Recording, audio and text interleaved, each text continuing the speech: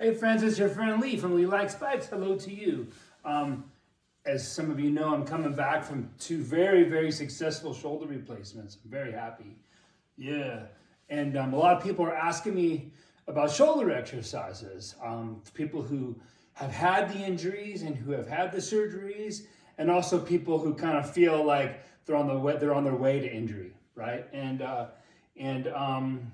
First of all, I'm not a medical professional, so talk to your doctor, talk to your PT. That's that. But I'm going to show you some moves that I've found useful. I'm very much interested. Here's the thing: when you get like a procedure or you go to a PT, often they'll give you a long list of very specific exercises. You know, do this, do that. They're all very specific and targeted, and there's some sense for that. But the issue is, you know, like I had a client the other day, she said the routine took an hour and they wanted her to do it twice a day. And of course she doesn't do it.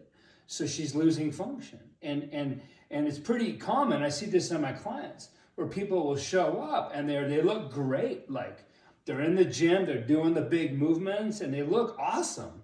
But their shoulder function, their core and shoulder function is pretty awful.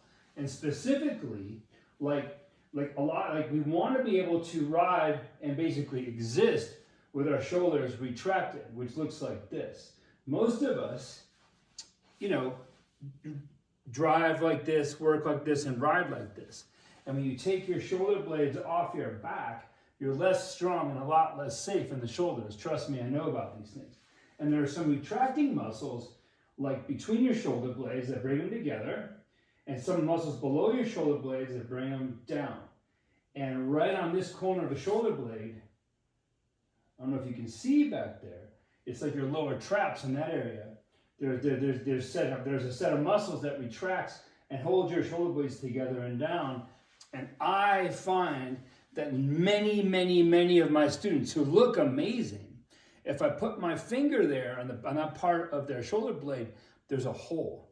It's very common that we become atrophied there. So this is something you can do all the time.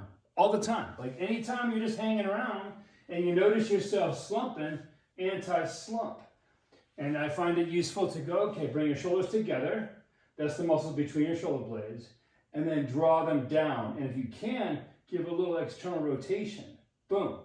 This is a good place, this is a strong place to be. Plus, you just look better in your clothes, right? And again, I'm not going to tell you to add a bunch of shit to your routine that you're already not doing. That's crazy. So how about this? Next time you're driving, right? You have your hand on the wheel.